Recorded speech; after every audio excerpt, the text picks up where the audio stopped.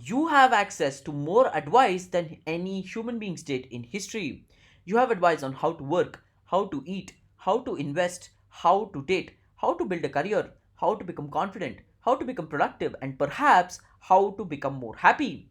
An answer to almost anything is sitting in your pockets right now. And somehow, at 1 in the morning, you still are asking questions human beings were asking thousands of years ago on terms like what actually matters, who am I supposed to become? How much is enough? How do I control? And what do I do when life simply refuses to make sense? More information did not solve these questions, it just gave them better lighting. So, folks, let me set the context clear so we know what is coming in the next few minutes. This is not any kind of a philosophy talk, right? Nobody's going to test you on your dates and make you memorize random Greek words. Think of this as 8 pieces of mental software, 8 different tools for 8 different problems. Because being human has not changed nearly as much as your phone has. And the first problem is probably running in the background of your life right now, as and when I speak. Stop trying to control a world that never agreed to obey you. Some things are yours, let's be honest, like your efforts, your preparation, your decisions, your response. Almost everything else is not completely yours. Whether someone likes you, whether your business succeeds, whether somebody leaves, whether the market falls, whether the algorithm pushes your video, whether you get chosen. Stoicism begins with drawing that line correctly. Because most unnecessary suffering starts when you become emotionally responsible for something you were never actually powerful enough to control. A rejection happens once, and think about it, you go on to replay it for 3 days. Somebody insults you for maybe 10 seconds maximum, right? And you go on to carry that sentence for a month. The event hurts once, and then your mind keeps renewing the subscription. And this is where Stoicism gets misunderstood. Stoicism does not mean becoming emotionless. It means feeling what happened without spending the next week negotiating with reality after reality has already answered. So do not spend hours asking why did this happen when the most useful question or the fundamentally sound question to ask yourself is what can I still do? Because when something goes wrong, what I want you to do is divide a page into 2 columns. Number 1, what can I control? And number 2, what I cannot control. And your only job is to act on the first one. Because if it isn't yours to control, it isn't yours to even carry. Now, Stoicism can teach you how to remain calm when the world refuses to cooperate, but it cannot tell you for sure what that calm is for. You can control your reactions perfectly and still have absolutely no idea what you're doing with your life. And that is where, ladies and gentlemen, existentialism begins. If you do not choose who you are, the world will choose for you. Look, you are exposed to more possible identities than any generation before you. Founder, traveler, creator, fitness person, successful child, minimalist, luxury person, spiritual person, intellectual, influencer, or maybe even productive person. Everyone is showing you a version of life you could possibly become. And the danger is not that you pick the wrong identity. The danger is that you spend your entire life sampling identities and never build one of your own. Existentialism says there may be no pre written job description for you, no cosmic instructions manual, no predetermined answer waiting to be discovered. You arrive first, then through your decisions, you become someone. That sounds liberating. It also sounds terrifying, right? Because freedom means responsibility, and if there is no script, you cannot blame the script. And borrowed values are much easier than chosen ones. That is why, in today's day and age, so many people spend lives becoming what their family, their industry, culture, or feed silently told them to become. Existentialism is not sitting alone asking what is the meaning of life for the next 6 years. That is paralysis wearing intellectual clothing. Do not wait until you perfectly find yourself before you fully start to begin living, right? What you should be doing is choose 3 values you want your life to demonstrate. Then go ahead and look at your calendar and your schedule. Because if your time does not reflect your values, they are not your values yet. They are just preferences. So the rule here is that you don't discover who you are, you leave evidence of it. But choosing your own life creates another problem. You can choose your values, build your purpose, work incredibly hard, and still receive absolutely no guarantee that any of it will ever even matter. And that is where Camus enters. Life may never explain itself to you. Live anyways. Human beings desperately want the universe to make sense, and that is what I feel very strange about. Right? We want good people to win, we want hard work to pay off, we want love to last, we want sacrifice to be rewarded, we want loss to contain a lesson, we want a reason, and sometimes there simply isn't one. Camus described the absurd as the collision between two things: a human mind desperate for meaning and a universe that simply refuses to explain itself. But his answer was not despair. It was not nothing matters, so stop trying once for all. His answers was almost the opposite.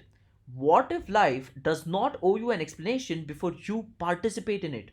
We delay enormous parts of our lives because we are waiting for certainty until we know the business will actually work, until we know that the relationship will actually last and take off, until we understand the career, until the anxiety disappears, until the pain makes sense. But life rarely signs contracts in advance. You usually have to act before certainty arrives. And absurdism is not nihilistic resignation. It does not say that nothing matters. What it actually says is that meaning does not have to arrive from outside you before you are actually allowed to create it within yourself. So do not demand a guarantee before giving something your full effort. What you should be doing is choose one thing worth doing, even if nobody can promise you the outcome. Then do it because the act itself deserves to exist. So here's the rule: do not wait for life to make sense before you start living it. But accepting uncertainty does not eliminate suffering, because there's another thing human beings do consistently, right? We grip people, outcomes, numbers, status, plans. That is where Buddhist philosophy becomes brutally modern. You can want something without making your peace depend on getting it. And I was slow deliberately because I actually wanted you to understand what I was actually saying.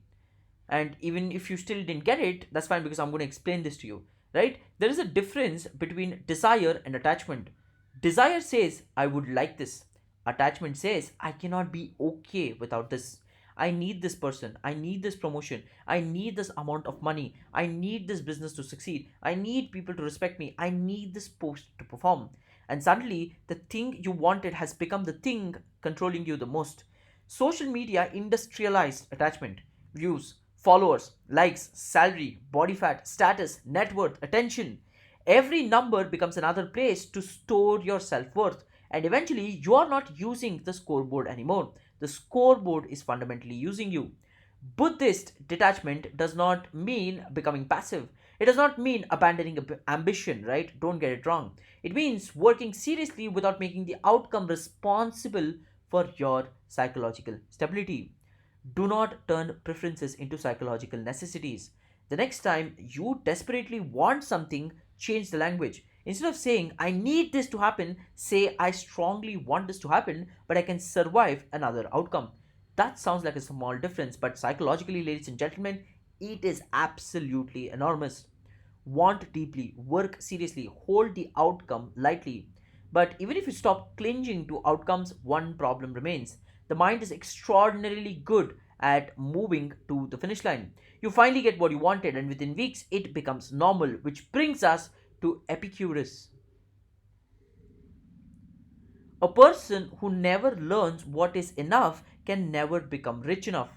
Modern culture has perfected one business model: make you feel incomplete, then sell you the next upgrade: a better phone, better clothes, a better body, a better car, a better house, a better holiday, a better version of yourself.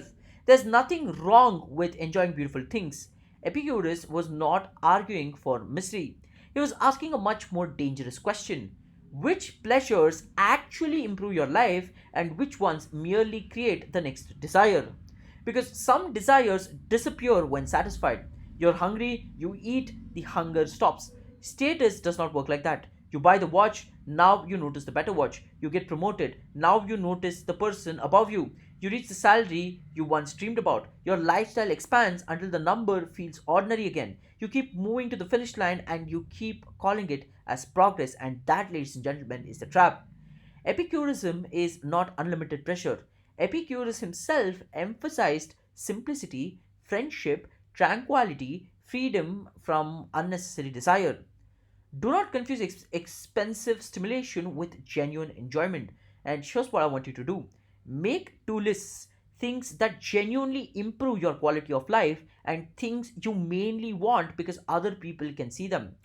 Be very careful with the second list. And here's the rule: if every achievement creates a new deficiency, you're not progressing, you are moving to the finish line.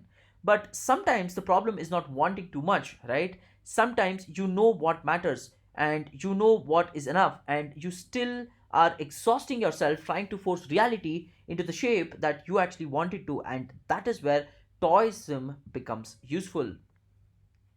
Not everything improves you when you actually push harder, right? Modern productivity culture has one answer for almost every problem: more, push harder, work harder, network harder, optimize harder, control harder, make it happen. But some parts of life become worse the harder you actually force them. You cannot force somebody to love you, you cannot force yourself to sleep, you cannot force trust, you cannot force creativity, you cannot force healing to obey your schedule.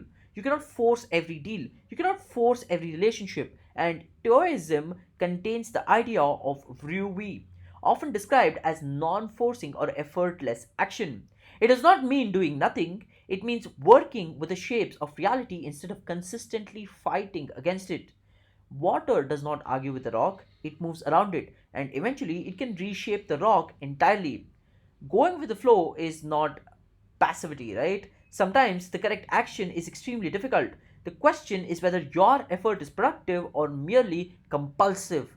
Do not automatically respond to resistance by doubling the force. When someone repeatedly refuses to move, ask, does this need more effort or does this need a completely different angle?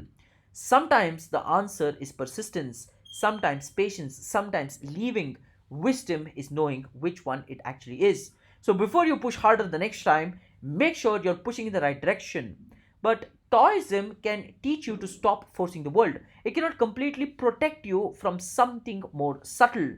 The world quietly choosing your values for you, and this is where Nietzsche becomes dangerous. Be careful that your values are actually yours. Most people believe they are making independent choices. And take a minute to look closer. Where did your definition of success come from? Who told you what a responsible career looks like? Who decided what age you should get married? What income means you have actually made it? What car goes on to signal success? What house, what lifestyle, what body, what title? Nietzsche was deeply concerned with inherited values. Not because tradition is automatically wrong, but because an unexamined value can govern your entire life without ever asking your permission. Today, ladies and gentlemen, this problem has become absolutely enormous. Every day, you watch thousands of people perform their values for you, and repetition creates normality, and normality becomes expectation, and expectation becomes pressure. And suddenly, you can spend 10 years climbing a mountain only to reach the top and realize you never wanted to be on the top of the mountain. Nietzsche is not saying reject everything society believes, because rebellion can become another form of control. If your entire identity is built around opposing society, society still defines you. Do not automatically assume a goal is yours simply because you feel the pressure to achieve it. Take one major goal in your life and ask, if nobody could ever know that I actually went on to achieve this, would I still want this? The answer may actually go ahead and surprise you. And here is the rule: never sacrifice years of your life winning a game you never consciously chose to play. And once you start examining every value, every goal, every belief, another danger appears: thinking forever, which is why the final philosophy matters the most. An idea that never touches reality is just a guess in a nicer outfit. We're drowning in knowledge, frameworks, mental models, business theories, relationship theories, fitness theories, productivity systems, political theories. We can explain almost anything and still fail to act. Pragmatism asks an embarrassingly simple question: Does it work? Not does it sound intelligent, not can I defend it in an argument, not did somebody famously said it. What actually happens when this idea touches reality? Because intelligence, ladies and gentlemen, can become a defense mechanism. The smarter you become, the better you can become at explaining why you have not started. The market is wrong, the timing is wrong, you need more research, your situation is unique, you're still preparing. Eventually, analysis becomes sophisticated procrastination. And here is the trap: pragmatism does not mean stop thinking and just do random things. Look, I'm not taking away from the fact thinking actually matters and everybody should think before they do. But eventually, thinking has to produce information. And once it stops producing you information, you meet reality. So do not spend another month researching something that a small experiment could answer in 7 days. Instead, turn more decisions into tests. Would this business actually work? Sell the smallest version. Would I enjoy this career? Spend time doing the work. Would this routine actually help me? Run it for 2 weeks to actually test. Because reality, ladies and gentlemen, gives better feedback than any imagination has ever given. Because when thinking stops producing information, action must take over. Here is the mistake people make with philosophy: they turn it into another identity. I'm a Stoic, right? I'm an existentialist. I'm a Buddhist. But philosophy becomes far more useful when you stop treating it like a tribe.